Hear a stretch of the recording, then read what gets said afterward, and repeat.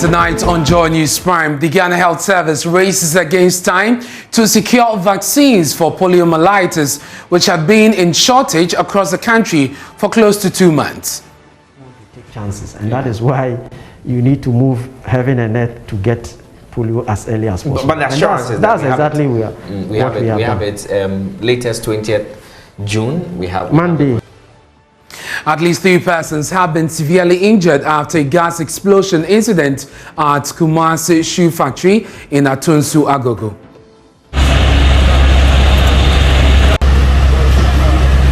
We've informed filling stations and gas stations that any time they want to discharge gas or fuel, they should inform us. And ahead of Father's Day, we bring you the story of a father single-handedly raising his twins after the wife passed away. Wife, after a day after childbirth, after giving birth to our triplets, and she died a day after. And it's not been too pleasant. It's not been easy as well. Hello again, thanks for choosing us. Now, at least 3 persons have been severely injured after a gas explosion incident at the Kumasi Shoe Factory in Atunsu Agogo earlier today. The incident, which happened around 11 a.m., also left 2 cars burnt beyond recognition. The gas tanker is alleged to have been discharging fuel into the company's cylinder when it caught fire. Love FM's Chrissy Deborah has more.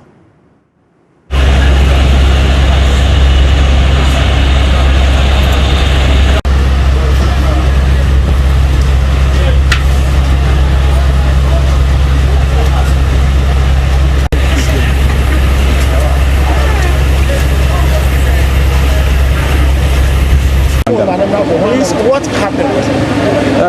We were in the office around 10:56. We had a distress call that there's a fire outbreak over here. So we quickly had to mobilize our men to respond. They got here and they quickly informed us that there was a gas explosion for which they need assistance. So we were able to mobilize about 5 more fire tenders to manage the situation, and as you can see, the situation is under control. Do we know what actually started this fire? From our small investigation that we've done, they said there is this gas tanker who came to offload gas. In the process of doing that, there was a fire outbreak. So they also couldn't manage it and ran away, and it escalated. Yeah, it spread to their factory that you can see. And so we quickly also have to evacuate the school children over here and even the residents around so that we can manage it successfully. Any caution to people around here? We've informed filling stations and gas stations that any time they want to discharge gas or fuel, they should inform us to come and do standby so that in case anything happens, we can quickly respond to it. Like the way they all ran away, we've been trained to manage these things. We will gather the courage and manage it, and it will not escalate to this level. So it appears that they ignore. To other stories now, in the Ghana Health Service is racing against time to secure vaccines for poliomyelitis, which had been in a shortage across the country for close to 2 months. The infections caused by poliovirus hit a 7-year high in 2020 when the country recorded nearly 700 new cases, up from the 376 in 2014. Now, in response, the Ghana Health Service increased its polio vaccination campaign to get more babies immunized, but the current shortage is threatening the fight against the virus, with thousands of children now exposed to the disease. We'll hear from the head of the expanded program on immunization at the Ghana Health Service shortly, but first, here's a report from the northern region. Martina Bugui reports on the situation in that part of the country. There is a shortage of polio vaccines in the northern region. This has created panic among parents who have newborns who should have received the vaccine. The shortage northern region has discovered poliovirus in some drains in Kobulmago in the Tamale metropolis and Nyanshegu in the Sanergu municipality. Some of the parents spoke to Joy News. Well, it is quite unfortunate But this is the sad reality that we are confronted with. It's been over a month and children are not being vaccinated for polio. We have gone around every facility in Northern Region, and I mean, you can't just have it. You see, the point of the matter remains that these vaccines are supposed to be given timelessly. And if the time elapses, and even the vaccines come, the children cannot take it if the time is gone. So it's quite unfortunate. Perhaps I think that it's time we began to drum home to every stakeholder that is involved in this process, the whole process, that look, we need these vaccines and we need them badly. But Deputy Director of Public Health at the Northern Regional Health Directorate, Dr. Hilarious Abewu, who confirmed the shortage, directed Joy News to the National Manager Expanded Program on Immunization. Now, head of EPI at the Ghana Health Service, Dr. Kwame Amponsah-Chanu, says the service is working to secure the vaccines by next week. He spoke exclusively to my colleague Manuel Cranton of our health desk. So the current shortage came around, I think, about a week or two ago, and we've been struggling, or we've been working hard to get polio into the country. Come Monday, we'll receive polio. But you're saying Monday, and then we'll take you on Monday, that just briefly. But what was the reason for the shortage? Is it a global wave of shortage, or what exactly is the global wave. reason? We had an issue with the manufacturer. Okay. We were in the process of changing the manufacturer, but then later on we advised that if we had to change, that we needed to get another kind of approval, and so it would be a complex thing. So we went back, and the manufacturer has now, in fact, there was shortage there, and so we wanted to move away. Okay, so the manufacturer that produces for Ghana. Yes, for the one you tapped into. Yes, kind of. Had a shortage, yes. and you wanted to move away. Yes, and that was the reason for the shortage. That yes, so we have had a long period of discussions and trying to get them to produce, and so now it's ready for pickup. Okay, so when are we getting it? On Monday we should get. That's Monday. No, you know, it's a long process. You see, first of all, it's not that simple. You need to do what we call a forecast for 2022. Normally you do that in the previous year. So we did that in 2021. Somewhere in November, that's when you plan for your consignments. And they normally have lead times, 6 weeks, 8 weeks, sometimes can go to 12 weeks before they can produce. You know, it's not a simple production like you go to the market and then get it. So it's a very complex process. But fortunately, the bottom line is that we are getting the vaccines by Monday. I guess the question would be that, especially because we do forecasting, one would have thought that would have been able to preempt this gap before, moving to move away and all that. That is very true. So we predicted this about almost 6 weeks ago, and we started working on that. Okay. And so it's taking us a long time to get here. It's not just an overnight thing, because if you have shortage in, let's say, 2 weeks and you get a replacement, lead time sometimes 12 weeks. So what it means that the production started earlier on. And so it's not I wouldn't say it's a very short. Well, we've checked a few of the hospitals. I mean, maybe I'm not going to mention the names of the hospital, but a couple of the hospitals tell us that they had a shortage sometime around May into June, and that's exactly what I'm saying. That about 2 weeks. Okay. Well, let's now talk about the implication of the shortage for mothers and so on who are looking to vaccinate their babies and all of that. What's the implication for them? Well, the implication going forward is not an issue.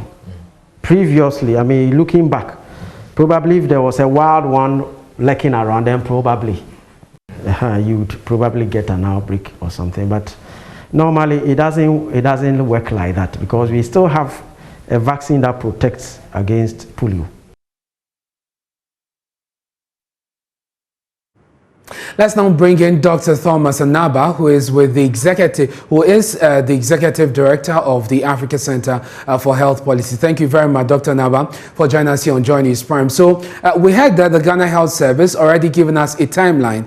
We'll come into that as to whether that is actually possible, given the challenges we've seen.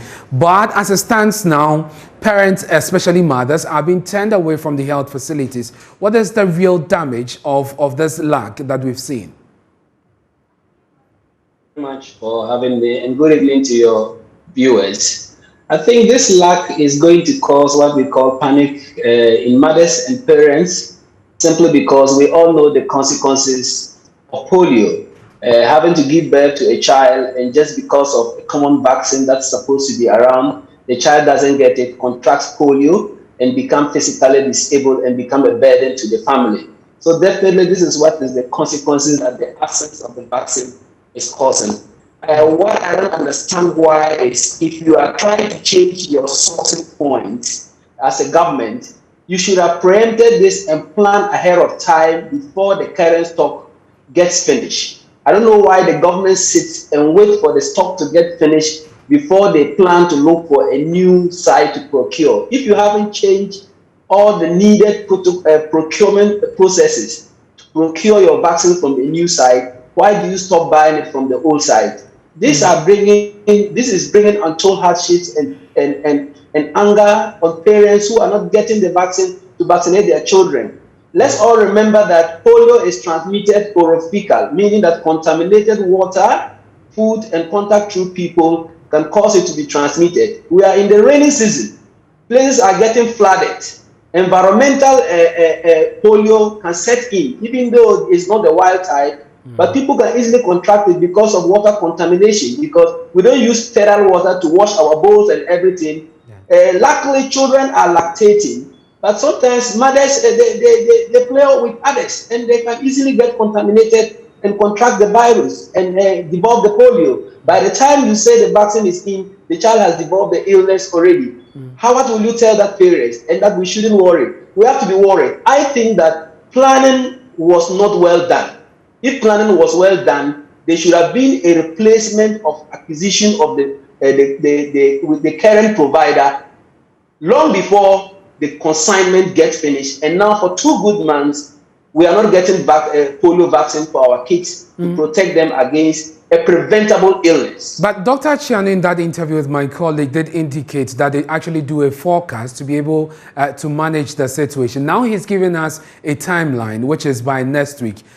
Knowing how this runs, are we likely to get it? And would it be too late, or better late than never? Then the forecast was poorly done. If it was properly done, we wouldn't have been having problems now. So we will take this with a pinch of salt, whether it will really come. And on Monday, let's be on him to ask him whether the vaccines have arrived. If they haven't arrived, then it means that they are causing serious harm to children in this country. In the meantime, what can parents do, especially for those whose kids are up for vaccination? What I will tell parents is that at least let's try to make sure we stay away from contaminated waters. We make sure we boil water if you don't have pure water in our houses. If you are bathing the children, boil the water, let it cool down before you use it to bath them. Don't use any water that has a risk of being contaminated to bath your kids. Perhaps if some goes into the mouth and contains any of the virus, then the child may be contracting the virus. That is the advice I'll give for now. Thank you very much. That's Dr. Anaba. He's the Executive Director of the Africa Center for Health Policy, joining us on the shortage of polio vaccines. Away from that, a 40-year-old teacher has been recounting how he was battered by crowd control police during a protest by students of the Islamic High School in Kumasi. Kofi Awotwe, an English teacher, says he was humiliated in front of his students, detained and denied access to the hospital after a policeman hit his head several times with the butt of his gun. Ohim Interior of our security desk has more. The 40-year-old teacher arrived on campus with one objective: to teach his students. But his comments that the protesting students had a justifiable cause might have infuriated a police officer who threw slaps at him, landing him on the ground. Kofi Antwi is among 5 teachers who suffered such an ordeal in Monday's protest, which also saw 8 policemen injured and recorded the hospitalization of 38 students of the school. He met members of Parliament's Defense, Interior and National Security Committee who were on a fact-finding mission on the incident. The teacher told journalists he was denied medical attention after he was assaulted. It was a pre-incident that I was speaking with somebody that I told them that, though nobody wish for demonstration, but it's like they have a justifiable cause. So maybe that was the reason why it triggered the policeman to come and tell me, have I seen what my students are causing? And he landed slaps on me, fell on the ground. He used his gun on me. Now it's a bit okay. But if I want to see you, I have to remove one side of the eye. When we were even going to the police, I was telling them that I am severely wounded because of the bruise, but they never took me serious. Kofi Antwi has been left with head and eye injuries and is assisted to walk. He wants justice over the unprovoked attacks on him. I want justice. And sometimes what I am asking the authorities to know is that sometimes people must not agitate with force before something is implemented. It's your Ghana, it's my Ghana. We have to be responsible for each other. Why should the children be on the streets before we land a speed ramp or we put up a traffic light? This is not the case. At least somebody has to do something out there. Meanwhile, Chairman of Parliament's Defense, Interior and National Security Committee, Kennedy Ohene Ejapon, has justified the action of the students. He blames the Highway and Urban Roads Department for failing to act on numerous complaints to address the pedestrian knockdowns. I think the problem you face has been lingering for so long. That is why probably you overreacted. So we are pleading with you that next time, remember your song. Discipline is our hallmark. So please, don't let us take the law into our hands anymore. But at least your action brought us here. Is it a bad action or not? To me, it's good action.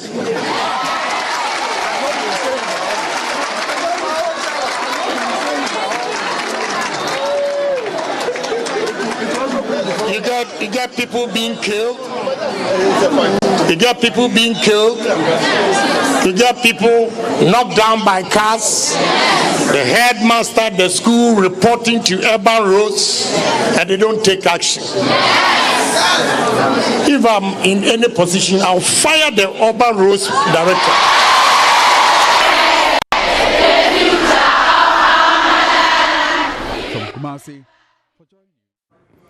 Now, the National Cathedral Secretariat has released a 7-page statement in an attempt to respond to the raging controversy surrounding the project. Norton MP Samuel Okudzeto-Ablakwa has been leading a campaign for transparency and accountability following the release of some 200 million cedis to the Secretariat for the project. He had also alleged that the General Overseer of the ICGC, Dr. Mensa Otabo, had resigned from the Board of Trustees because of what he claims is a lack of transparency. But the Secretariat has responded. My colleague Kweku Asante joins me via Zoom with more on this statement released by the Secretariat. Kweku, let's start with the economic argument that the Secretariat makes for the cathedral, even amidst the challenges or the downturn that we're experiencing. So, Ernest, just as that biblical injunction that says there will always be the poor with us, the National Cathedral, the Secretariat, starts by saying that the development of such infrastructure always involves upfront investment that might seem competing with other societal needs. Yet, the history of economic development shows that the economic impact of such projects is almost immediate once the project is completed. In the meantime, there's an economic benefit in the building of the project, resulting in new jobs and benefiting those who supply construction equipment and materials. Increase in tourism is one of the best ways for a country to create new revenue. just regurgitating existing revenue. So the case is being made that the National Cathedral will pay for itself, it will lead to the creation of jobs, and now there is an economic value inherent in building the cathedral. They then touch on an issue, or the issue of transparency as far as the government's contribution to the project is concerned. What are the details of monies government has contributed to this project? So, Ernest, we know that there's been some discrepancies in terms of what exactly government's commitment to this project was going to be. And even when the claims have been made that government was only paying what has been called the seed money, people have asked, how much should this seed money be? This statement says that the government's role in the construction of the National Cathedral is in terms of paying this seed money, in terms of selecting the architecture, and also paying for that, and also preparing the land that will be used for the construction of the National Cathedral. And that is the statement that this information that the National Cathedral Secretariat have put out this evening. The government has three main, the principal roles it will play, having to do with preparation of land, seed money, and also as well as the engagement of the architect for the project, as we know now, is Sir David Ajayi. And we know that initially an amount of $25 million was, given to the Secretariat to start these initial, the initial things that you talk about in terms of preparing the land and getting the project started. And then another 25 cedis was also disbursed to the Secretariat to carry out the project. Is that right?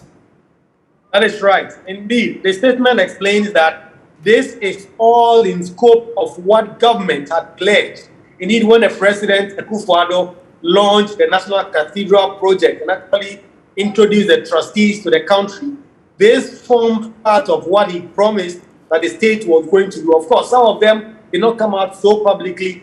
What Ghanaians knew was that the President had promised that government was only paying the seed money. But this statement explains that if you look at all these revenues, the allocations that have been made from the office of the President to the National Cathedral project, all these were made using the appropriate procurement processes, and also that government did not, as some have said, break any law when they release these funds. Indeed, it actually says that a budget of 2018, there was a line item in there where the National Cathedral featured by the Ken Ofori-Atta, the finance ministers, telling Parliament that this is what government had decided to do, and this was going to be its extent of involvement.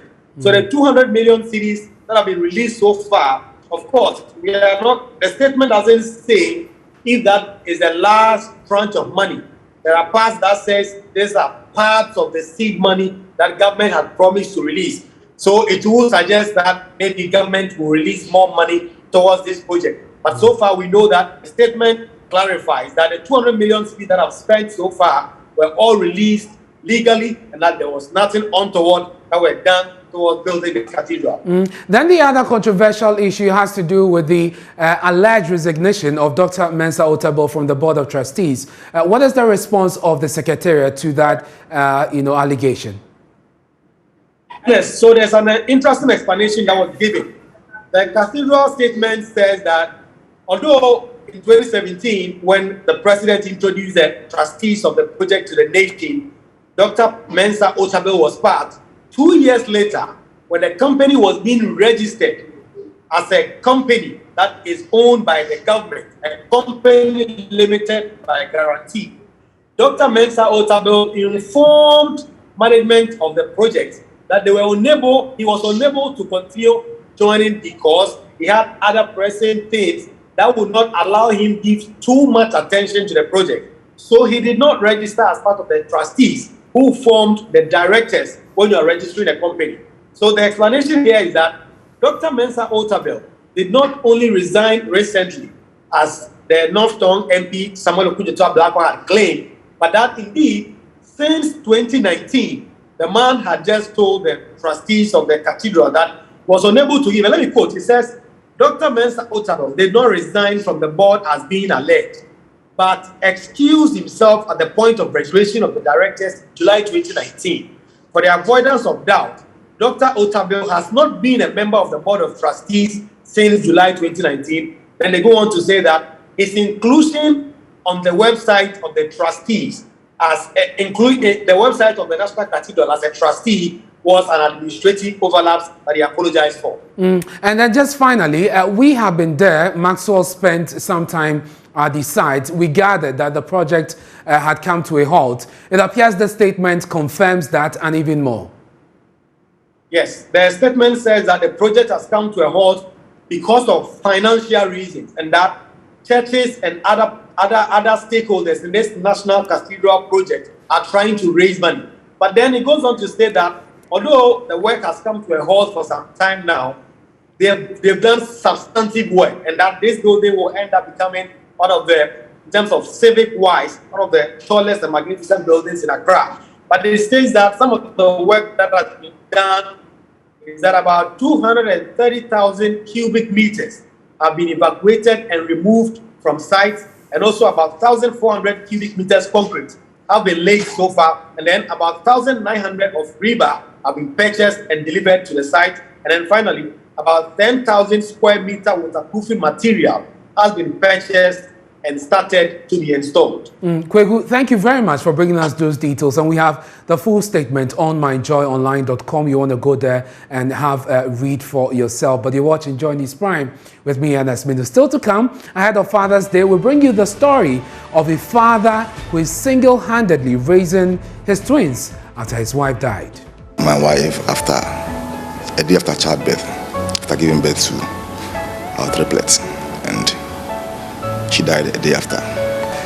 And it's not been too pleasant. It's not been easy as well.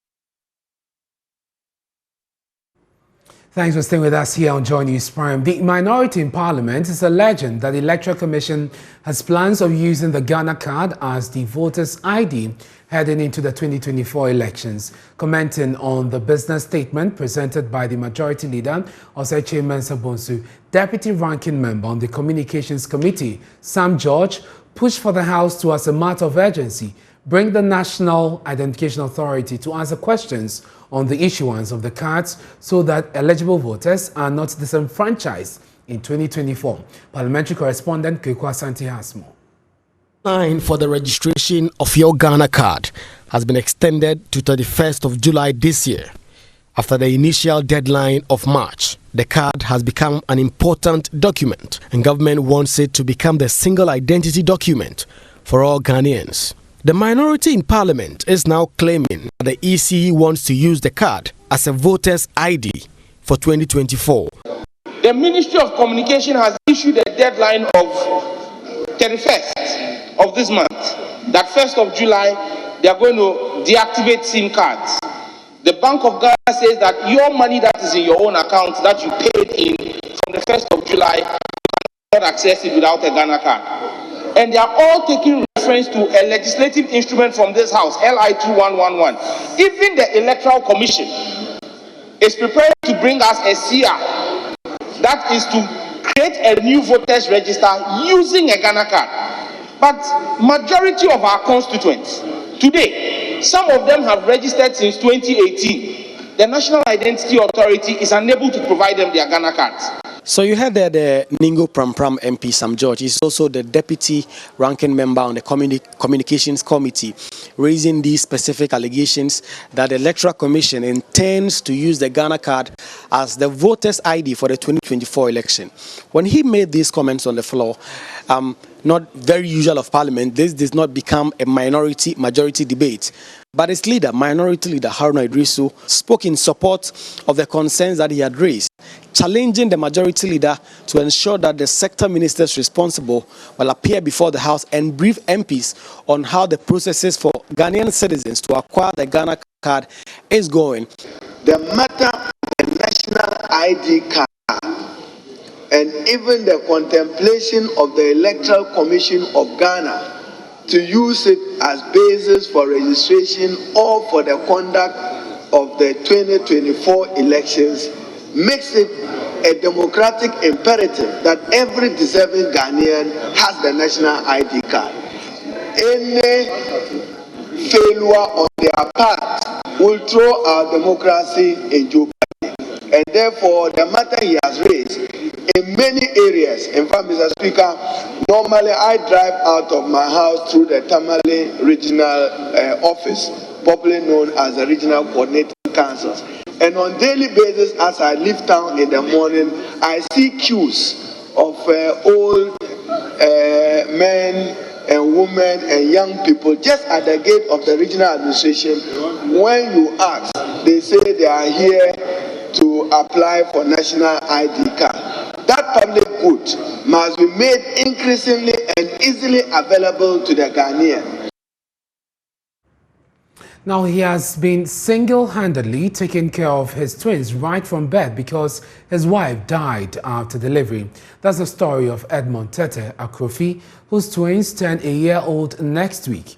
As we get ready for Father's Day, Joy Learning's Diana in Chuga details the journey of a man who says his love for his wife is the reason he's been a great father to the twins.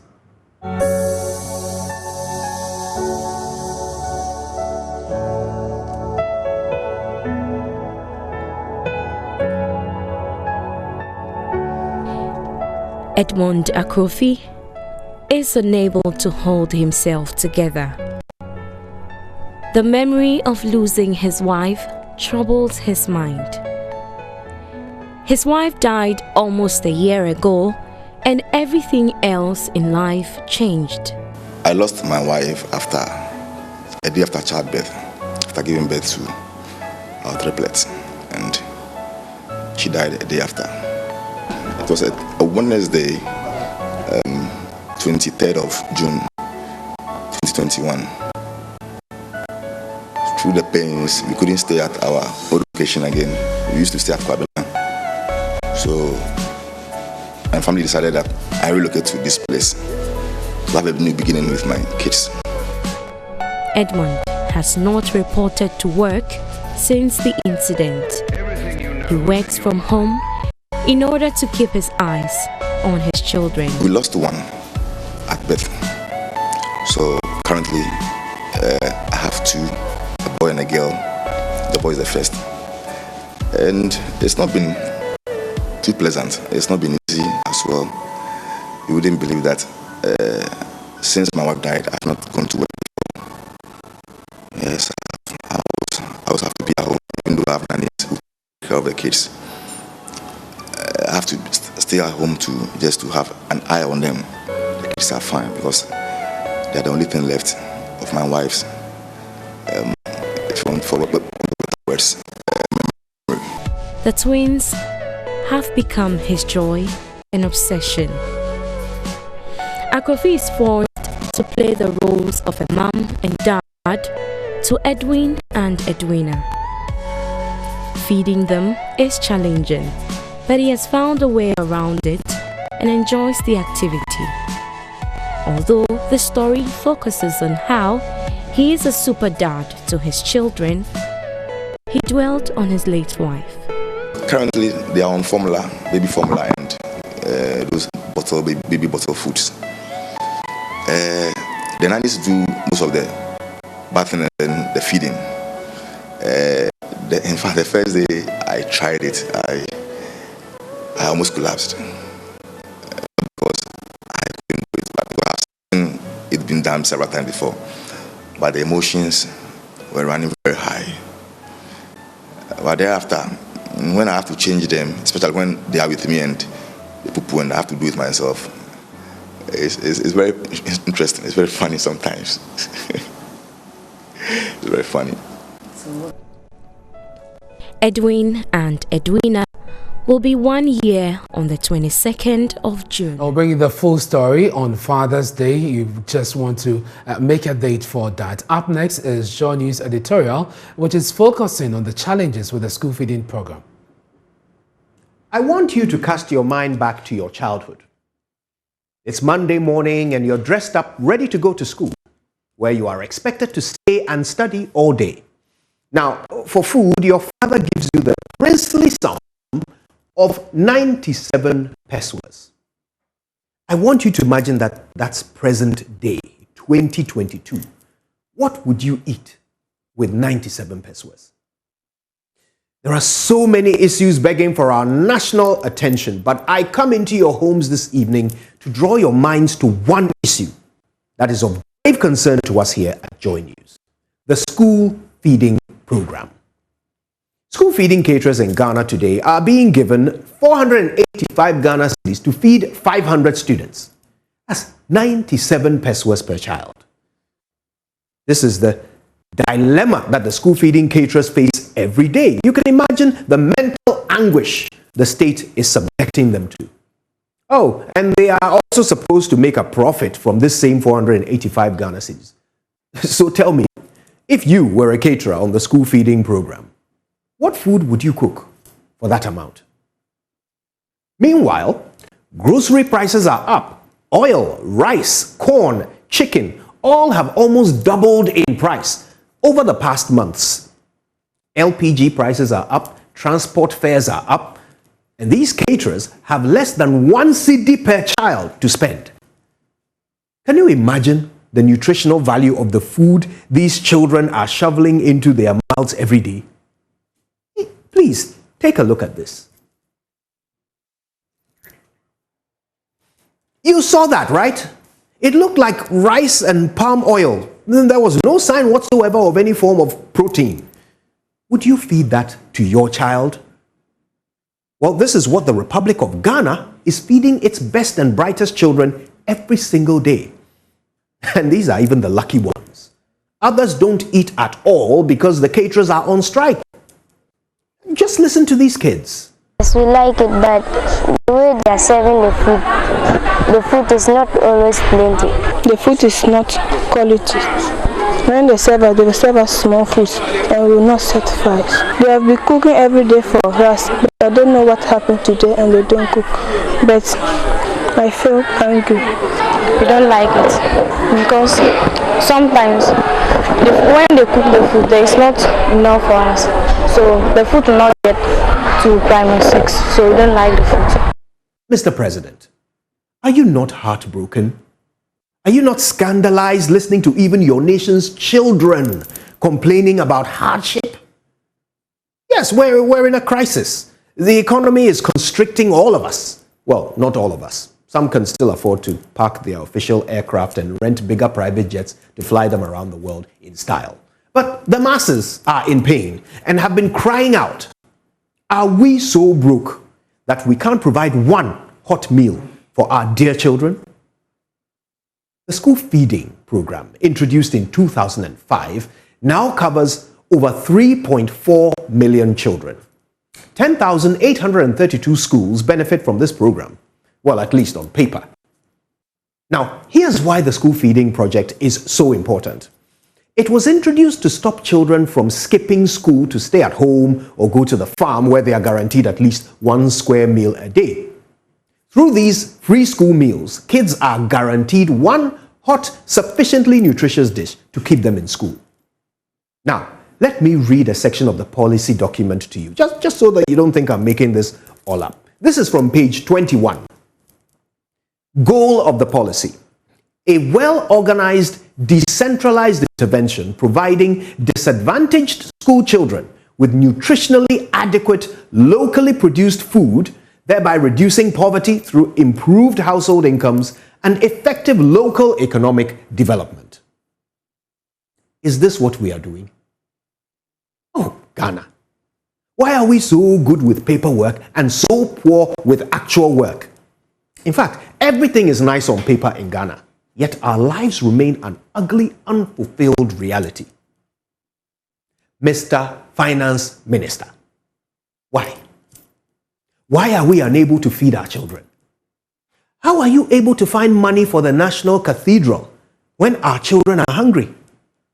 The caterers have been on strike for a whole month. All they're asking for is that you increase the amounts that you spend on feeding our children from 97 pesos to 3 cedis. 3 miserable cedis. You can't do it. But you have managed to spend 200 million cedis of taxpayers' money on fulfilling the president's unilateral fantasy. The School Feeding Secretariat told us that they are now trying to clear the backlog for 2021. No, this is not right. We can't do this to our children and the hard-working caterers breaking their backs to feed them.